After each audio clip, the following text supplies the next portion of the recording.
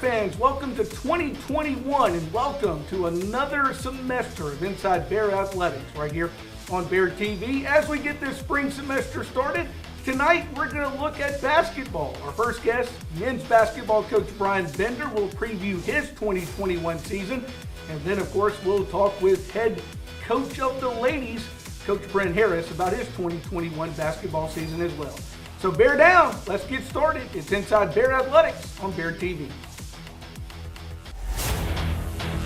Inside Southwest Bear Athletics is your home for all things sports related at Southwest Mississippi Community College. Benji Embry is the voice of Southwest Bear Athletics and a seasoned sports broadcaster in Southwest Mississippi. You can hear him on game day broadcasting nearly all of our athletic events. Join us weekly on Tuesdays to catch up on the discussions. You can hear us live on Bear TV, Facebook, Twitter, and YouTube. You can also download the podcast on Apple Podcasts, Spotify, Google, and Amazon Music. So if you have questions or you just want to keep up with teams and stats, you have come to the right place. Inside Bear Athletics. Well, welcome back to Inside Bear Athletics on Bear TV as we get ready to start basketball season 2021. Our first guest, head men's basketball coach Brian Bender, joining us. Coach, good evening. Good evening. Thanks for having me. Well, let's talk basketball, and before we talk about your season as a whole, let's talk about what it took to get to this season. You took the Christmas break, and upon taking the Christmas break, didn't know when you were going to start, didn't know if you would start. So how did you handle the Christmas break with this basketball team? Well, I took the time to relax a little bit, I guess. No, it was good. We were able to do some really good and productive things in our first semester. So we were able to go 60 days straight, which was the NJCAA rule of practices. I think we got 36 practices in. We ended up playing 6 scrimmages and did very well in our scrimmages. I think we went 10-4 with the different halves and different things that we played, and played a national schedule, played 2 teams from Florida, one in Louisiana, a couple from Mississippi. And it was good. A lot of learning experience, learned a lot about our group and what we're going to be capable of this coming season. And then Christmas hit. We went home for about a week for Thanksgiving and then came back, took our exams, and then they got to go home for about a month and a half. And during that time, it depended on where you lived. We have a kid in D.C. who couldn't get into a gym, and then we had another kid that basically had a key to his gym. So, it was all ends of the spectrum, and they worked hard. And then we came back for about 6 or 7 days. And then we actually had a positive in our program, so we were able to, we sent the guys home for another week or so, and everyone came back negative. And so we're on day 2 of that, back from that. So we're excited to, get a chance to play. So we had to miss a couple games, but that's going to be 2021. That's going to be this COVID year. And we're just excited and grateful for any opportunity that we get to play. Our schedule came in mid-December, and for us, there was a lot of unknown, but fortunately for us, we're going to play at least 16 games, and we have some buffer room to schedule a few more. We can get up to 22 if we want to. Well, since you mentioned the schedule, we'll go ahead and talk about that first. Going to be a different schedule in the sense that when you play at home, the girls will be away and vice versa, correct? Yeah, so we're playing what they call a mirror schedule. So every time that we play on the road, let's say we're playing Meridian on the road, the women's program will be here playing at home. All games will be at 6 o'clock for both parties. And, what that does is it gives us the opportunity to be safer. At the end of the day, our student-athletes' health is the most important. And for us to be able to play and being around less people, being around, taking our own bus instead of sharing a bus like we usually do. And fortunately for us, like our school is in good position financially where we're able to do something like that. And so Southwest is doing everything they can to accommodate it, and they've done a phenomenal job thus far. Coach Wallace and Dr. Bishop and Andrew Alford have done a phenomenal job of making sure we have everything we need from a financial aspect to make our program go.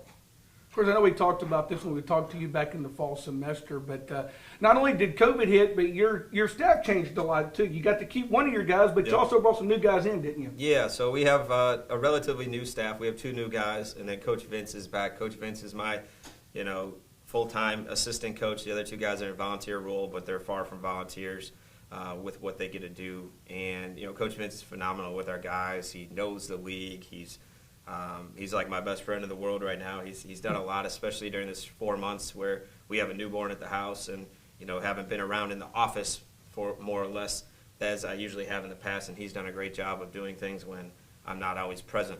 And then the two new guys, Zach Barnes, he played here, and he also played at Mississippi Valley.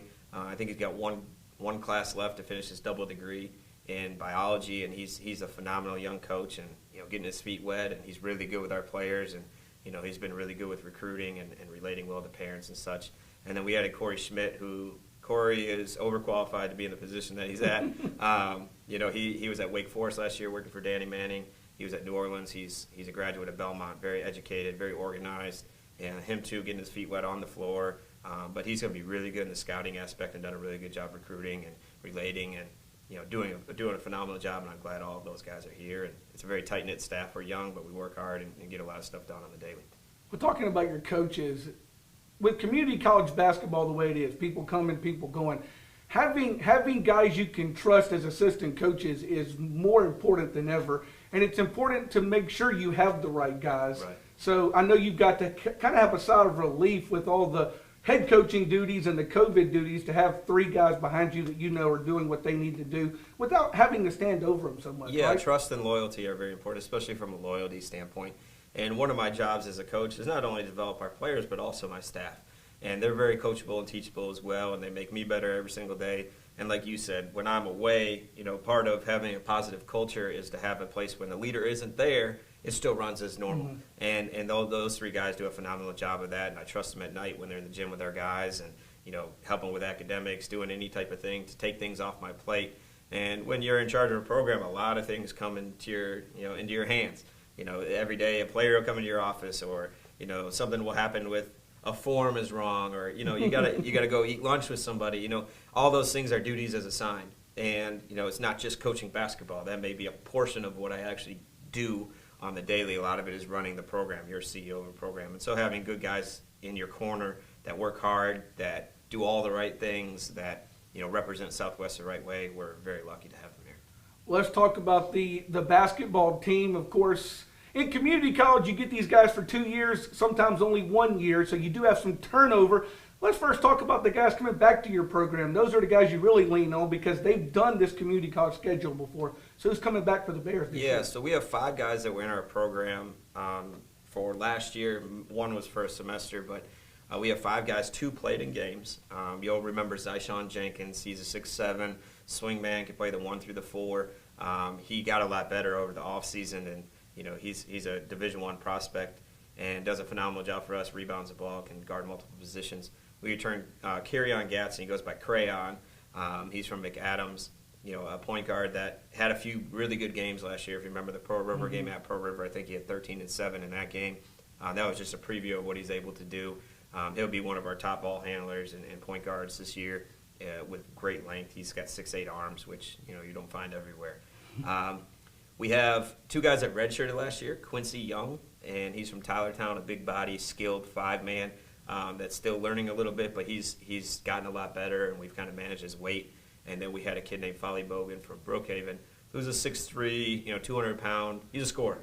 He was our second leading scorer in our scrimmages, and he'll play whatever role. He's my culture leader. He's my verbal leader.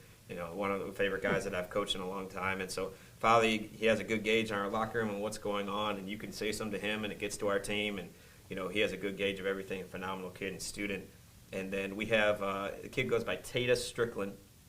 He's a Division I transfer. He's from up north, up near Memphis area, Corinth High School. So he went to Morehead State. He tore his Achilles as a freshman. And then halfway through last year, he left Morehead and came here. So he's been in our program for almost a year now. He knows what is expected of him. He's a combo guard.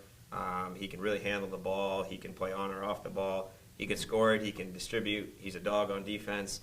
Really good kid and person. And so those 5 guys are a good core start for our program.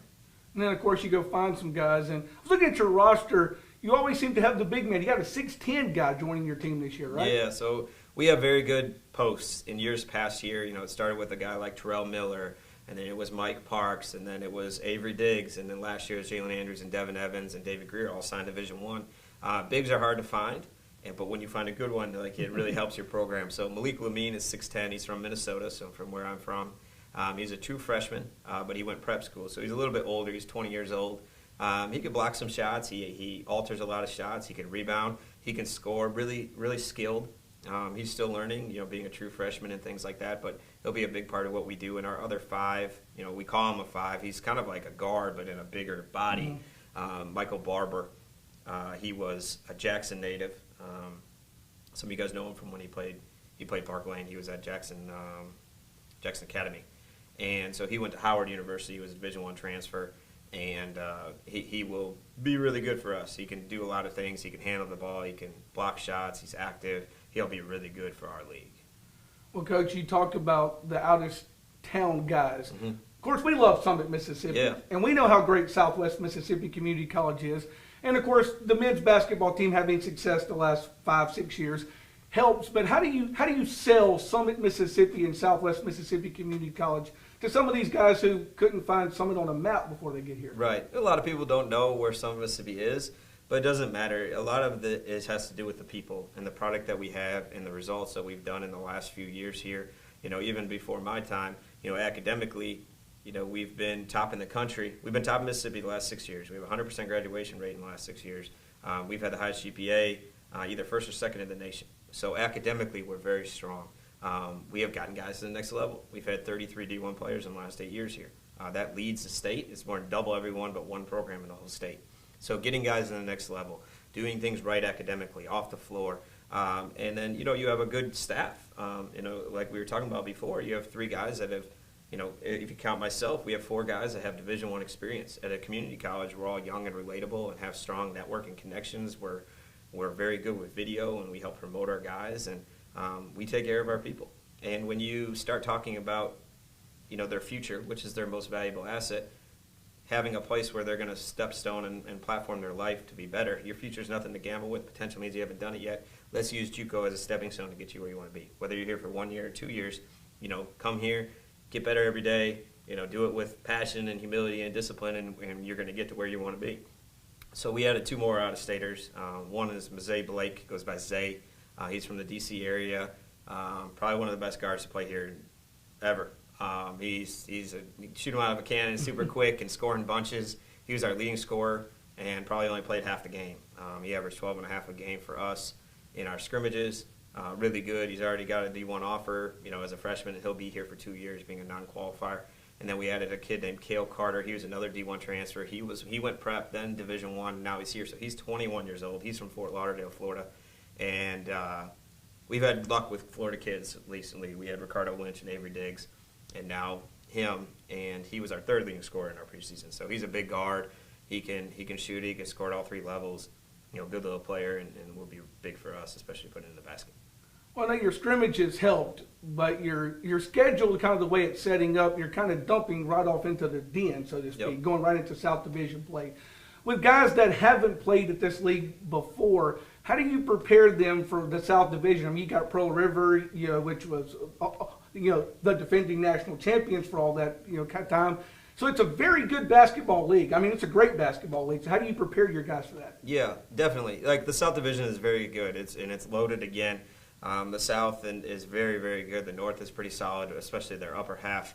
Pearl River is obviously the team to beat. They're pre-ranked number 5 in the country. I'm not going to give them a national championship, but they were ranked number 1 going into the final season. But our division is very tough, and you go on the road, it's going to be a little different with COVID. Only having 100 to 150 fans at most games. We have a 10% capacity rule. It'll be interesting to see how we respond. One thing that we talk about a lot in our program is controlling what you can control. That's your attitude, effort, focus, and your communication. So on the floor or on the bench, control what you can control. We're going to create our own energy. We're going to have our own, camaraderie. It's us against whoever we're playing against. And, for us, they're going to be prepared from what we've done in practice. They all come from high-quality high schools. Mm-hmm. And, most of the time they were the best player on their high school team. And we add a variety of different guys that are true freshmen that are going to be pretty good for us. And they're ready. They're built for it. We got better in practice, and we're deep. And so the unique thing about this group is we won't have a guy that averages 20 and a bunch of guys that average 10. We're going to have a bunch of guys in that middle range. We have a bunch of guys that can go for 20, but we're going to be a really good, solid team and diverse group this year. And we're excited about that. And so next man up mentality. If one guy's not clicking, it's going to be the next guy. And in some games, we're available in a lot of different ways. Pearl River and Jones are very big. We're big. Cole and East Mississippi, they're very small. but we can also play undersized and small. So we've kind of built our roster to, compete against any type of team that comes against us. Zone, man, pressing, quick teams, slow, methodical teams, teams that'll high-low us. So we'll be ready for a lot of different things, and, every game will vary. Some games will have to play small, and some guys will play more minutes. Other games will be big, and we'll have the mismatch. So we're going to take advantage of it and do the best we can. But they're prepared. They're prepared. At the end of the day, they know what they're going into, and we talk about a lot of these things, and we prepared them. Until the lights turn on, you actually play with referees and some people in the stands. It's a different thing, but we're ready. Well, they start counting now. Let's talk about your first week. Who's the first two up for you? The first two up, so we play on the road at Colin. We were supposed to play 2 games this week. We were supposed to play tonight and yesterday, and unfortunately with the COVID scenario, we weren't able to do so. But for us, we play at Colin. So, we played Colin in a scrimmage earlier this year. They had played on a back-to-back. We ended up beating them by 17. They didn't play all their players. I didn't play all mine, so it'll be interesting. They're very solid. Every game that I've been here against Colin has been a one-possession game other than one. And so we want to make sure that we're prepared for that one. We're thrown right in the trenches. Probably the most important game on the road against Colin. And then we play East Central at home on Thursday, which will be a good team. They're better. They had a lot of freshmen last year. They're back as sophomores. And he had a couple good out-of-staters. So they should be really solid, and hopefully we can get off to a good start and see what happens. So Thursday here at Southwest, we talked about the limited attendance policy, which we'll talk more about later. But one of the good things is that even if folks can't come to the games, they can see them right here. All the home games, of course, right here on Bear TV as well. So wherever you're watching this, just tune in to this particular spot, and you'll be able to see men's basketball all season long. So even though we have COVID, people can still watch this incredible men's basketball team play. Hopefully it's incredible. That's the plan. So we're excited about it, and would appreciate anybody's support, whether it's in person or on Bear TV or any other way you can get a hold of us. And hopefully Grandma's happier because you spoke better. Yeah, so my grandma got on me. She sent me an email. No, she was saying that my voice, sometimes I go up and down, so I try to be a little bit more clear and consistent with my message throughout. You're a loudspeaker, and you got the speaker a little bit closer to you, so it's a little unfair advantage. You're professional at it. I'm just getting started. But, no, I'm glad we were able to talk about our season, and we're really excited about it, and, especially some of the freshmen that are coming into with Kennard Bowie, Javius Moore from Macomb, Walker Moreland. We had Mitchell Shettles from New Albany, who just joined us that semester, and a few others that kind of will dabble in there. And, we're just excited to actually play somebody else, have an opportunity to compete. And our guys are excited. They're ready, and hopefully we have a good year, and we stay safe. And, we say stay positive and test negative. That's kind of our motto throughout the year. Stay positive and test negative. I like that one. Well, Coach, I know I'm ready. I know you're ready. I know your team's ready to finally get to a game where it starts to matter. And these games are coming up, and they matter. Every one of them is going to matter the rest of the way on out. So thanks for taking a few minutes with us. Thanks for telling us about your men's basketball team. Good luck this season, and we'll visit with you again as the season continues to catch up with those Bears again. Sounds good. Thank you. That's Coach Brian Bender. We'll come back. We'll talk women's basketball when we return on Bear TV and Inside Bear Athletics. Hey Bear fans, in this COVID year, don't forget Southwest Mississippi Community College has the following attendance policy for home games. The home team will get 40 tickets for every basketball game. Visiting teams will be allowed 15. There will be 30 tickets available for Southwest students, and those will be on a first-come, first-served basis. You can pick up those student tickets at the Sports Information Office on the Southwest campus. There's also 20 tickets available for the general public. Those will be sold at the campus bookstore at a cost of $10 a piece.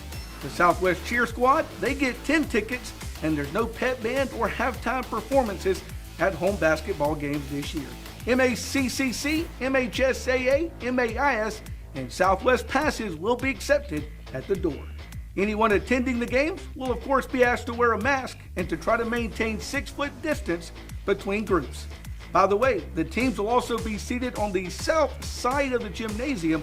All fans will be seated on the north side at the Southwest Basketball Center. Another difference this season is the mirrored schedule. That means when the Bears are at home, the Lady Bears are on the road against the same team.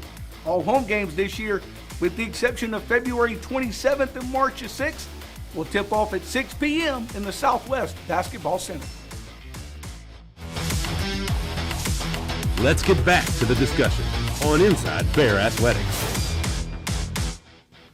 Well, welcome back to Inside Bear Athletics on Bear TV as we continue with our first edition here of the spring semester talking basketball. Our thanks to Coach Brian Bender, who talked men's basketball with us earlier.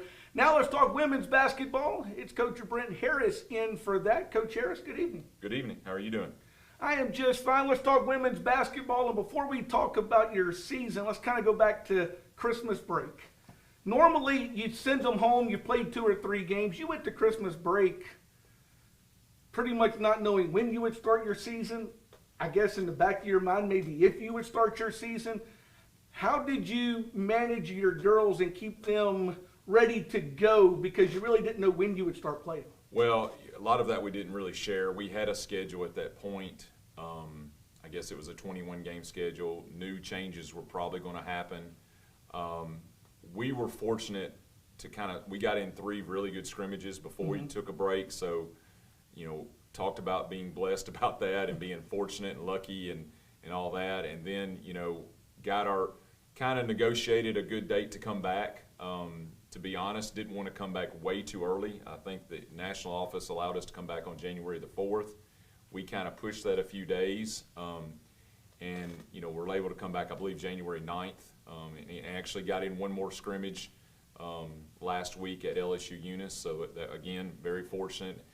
For our sophomores to get film is a big deal because a lot of people will not be out coming to games this year. So just kind of common sense. Not too much information at one time, and just every day we get to practice is a good thing. Well, last year you had a team with, when you started, only 1 person who had been on your team the season before. You went out and brought a lot of freshmen in. You had a sophomore transfer that came in, and you put a team together that goes all the way to the Region 23 tournament. Now all those freshmen are sophomores. You get the 1 injured back, so you got to feel pretty good about the nucleus of the people coming back to your team this year, don't you? Absolutely. One of the best groups on the floor and off the floor we've ever had. Michaela Etienne, KK is what we call her, was playing probably as well as anybody on our team last fall. And we got her back. She's a point guard, which is, we were had some people filling in that spot last year, to be honest. And so we do have a different, deal. We have a lot of returners this year, whereas we didn't last year. People that work extremely hard, very confident, like I said, high character in my opinion. We're very fortunate, and that drives me personally to make this season happen. There's a lot of things we could worry about, but we're just going to take it day to day. But these sophomores have done a lot for us, and they're great people, and we want to get them as much of a season as we can.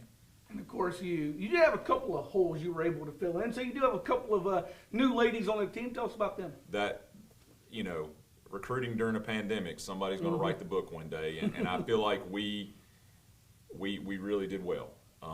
2 guards, 2 posts, local product, Abby Gallagher from South Pike. Bigger guard, which has kind of been a thing for us lately. So we can, contest and defend a little better, maybe in a zone. She's played everywhere for us. Somebody will be out. She's had to fill in the post, but she really plays the guard position. Nia White, the other guard from St. Martin on the coast, really good point guard. Kind of very similar to KK. Same kind of build, very kind of similar games. And then 2 post players, which was where we needed the most help. Bree Brown from Greene County, and then Courtney Bradford from Murrah High. Great size, working and getting better. We have not been the biggest post team in the world during my tenure, so we really have two true 5s to help us inside. I know last year it was a lot of 3 balls that had to be shot. Well, we will still be very much Taylor Benz, Sydney Tangle, KK. They'll still throw the 3s. We will still shoot plenty of 3s. When your best shooters are also the ones who shoot the most, you want to shoot as many as you can. So they do a great job for us, and but we do need some size at times. We are a small team. Well, of course, we all know that having a good right hand, especially in community college, is uber important. And one thing that during your tenure here you've been able to do is find Britta Stevens, who has been probably the best right hand you could have ever asked for. Well, she is, and she's, all the basketball stuff, very knowledgeable. Everybody knows that, but she handles a lot of the stuff day to day that, quite frankly, probably she's a lot better at than I am, and she'd rather do it. So that's, that she's invaluable. I probably don't brag on her enough, but we have a good rapport where she doesn't, really require that or want that, but she's, like a co-head coach, and we don't have to really, we're having a meeting. We can just talk and kind of get things settled on offenses and changes and personnel. And so how we travel, I think we have very much the same feelings about things. So saves time, and makes us a little more efficient, I think. So she's really good. You have a doctor on the bench. Yeah, she's got more credentials than I do. I do have a master's. Let me get that in there. So I did go a little further. So. But I love that. You have a doctor on the bench. Well, Coach, let's talk about your schedule. Again, you talked about, you kind of had the schedule in place. You didn't really know. What basically the end result, so to speak, is a 14-game schedule, and they're calling it a mirror schedule. Kind of explain that to us. Well, again, and everybody's tired of hearing about all the changes and all the things we have to do, but I think it makes sense in the COVID year. When we're on the road, the men will be at home. And when they're on the road, we'll be at home, and that's, fewer probably fans, fewer people crossing paths. I think of bathrooms, probably fewer, kind of that situation. But nobody really was probably going to share a bus anyway, so I think it kind of makes sense in that regard. And everybody's going to have their own policy as far as fan attendance. So 14 game South Division schedule. South Division's no cakewalk for sure, but we're getting to play. Let's just focus on that. We're going to try to get I think by lessening our schedule, in my personal opinion, we got a chance to get 14 in. At 21 games, I didn't see how 21 was going to work. That's just my personal thought, but I think we got a strong shot to get 14 in. We've got some makeup dates built in. So, we'll see what happens. It's a very, very tough division. Jones obviously is at the top of the pack. There's no secret there. But we were 2 last year. We were the second place team. We bring a lot back, and we're just going to try to win and really try to compete. Focus on competing every night and let the chips fall where they may. I have one more schedule question before we talk about competing, and I know everybody's tired of talking about it. But when you talk about the 14-game schedule, there are some days built in so that if something did happen along the way, you'll be able to play those 14 games, right? Right. In keeping it in Monday, Thursday terms, there's one makeup date at the turn when we get, finish the first round. At the second round, there's a week left. Region tournament, there's no state tournament this year. Region tournament, we're still trying to work something out on that. We are, there is going to be one, but, possibly some changes there. But, hopefully, it'd be wonderful if we had no issues. I think we all learned that that's probably not a high rate of possibility. So we've built in a plan to make allowances. And like I said, it's not just you, it's 7 other teams involved in this process as well. Right. Coach, let's go back to talking about your team now. You talked about the South Division. Jones, obviously, of course, a very good team. There's a lot of very good teams in the South. For those, and I know you had to do this a lot last year, maybe not as much this year as last year, but with having people that have never played or been to this brand of basketball, how do you prepare them, especially to go right into South Division play like you are? Well, of course, we all scrimmage each other. We scrimmage Colin twice. But nobody shows you every. No. We all kept some things up our sleeve. There's no doubt. But the speed, the size, you do see some of the tendencies. So again, would we have all scrimmaged each other if we known we were just playing a South Division schedule? Probably not. But we did. So you don't go in, without getting a look. So hopefully we paid attention in those scrimmages, and it's a scrimmage. I'm not going to, but we competed very well. We feel good about what we did. I realized, like I said, it would have been personnel, and people would take it a little more seriously when it's a game. So hopefully film from last year and those scrimmages, and then you lean on your leaders. Hey, this is going to be a different deal tonight. This atmosphere, even though maybe no fans, there'll be a different vibe in this gym, when we go on the road. So lean on your leaderships. I heard one coach in the SEC say, be great storytellers. That would be great for your sophomores to share some moments. And I like, we've had some big moments on the road where we've hit a shot late to win. I like that tradition, and that, even though we're not maybe, all the time covered by everybody, but make our situation as big as it can be. Absolutely, and like you said, last year you probably do a lot more of that than this year because only having the one last year. But this year you do have that sophomore leadership you can lean on for those that are new to the program to kind of explain to them. You know where the locker rooms are. Every road trip, I'm glad you hit on that. It was Alexis, show them where the locker room is. I only had one line, Alexis, show them where the locker room is, because no one else knew. So that, again, not to harp too much, that was a really great accomplishment what we pulled off last year, and hopefully we can build on it. And great group. Well, let's talk about your first week. You get underway a day later than you were supposed to, but you do get started Tuesday, not Monday, right? Right. There's going to be all kind of postponements and cancellations and change, so just everybody be flexible. That's all I can say. We will play open at home against Colin on Tuesday, not Monday. After that, we will go to East Central that first week, and, of course, that's a quick turnaround. And the basketball coach, you can analyze it, and who cares? We're getting a chance to play. If we got to play 3 games back to back, eventually at some point in tournament play, if you're going to be good, that's going to happen. So, let's just get the games in, and hopefully, we can get a good season in. But yeah, the first week's challenging for sure. Colin, obviously, Coach Young's been around for a while and does a really good job, and we did get to see him in the fall. But they'll be a tough matchup no matter where we play them and when we play them. So, and then going to East Central, they've got some good pieces coming back, and again, on the road, different environments for sure, but we'll be tested this first week. And I think even with their limited fans, it's still a road game. It's still going to very much feel like a road game when you're on the road. Well, and that's something that, quite frankly, freshmen don't really get. A lot of times in high school, you go on the road, if you're better than that team, you're going to win. 9 times out of 10. So, phones and focus, and this year we'll have to talk about tickets. We kind of started that conversation yesterday. So we're not going to chase these down on day of the game. Yeah. We're going to be professional. When I was at Southeastern, there's 2 things: chasing down tickets for games. That would bother somebody's focus. And then going back to earlier question, I wish I could take this phrase from one of our freshmen. She came to the bench and said, "Man, it moves fast out there." I'm like, I wish every high school / incoming freshman could hear that statement.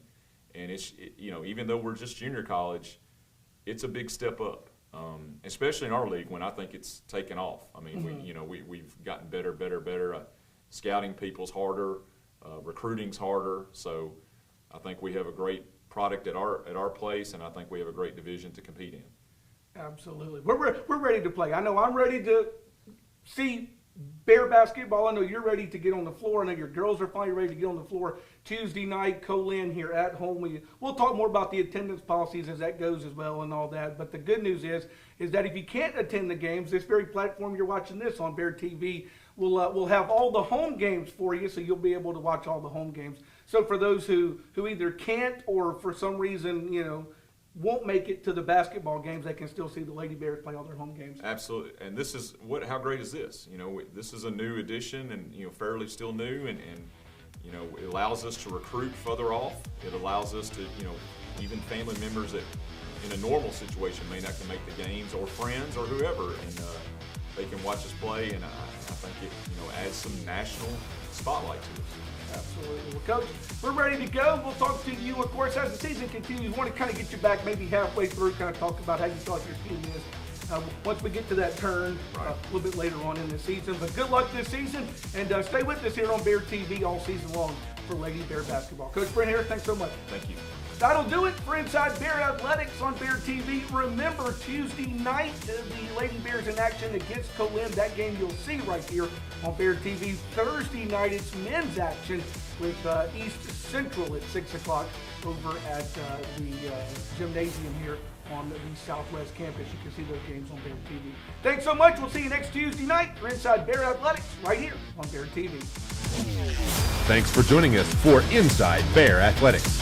To keep up with all current game stats, scores, and events, join us at www.beartv.com. www.southwestbearathletics.com.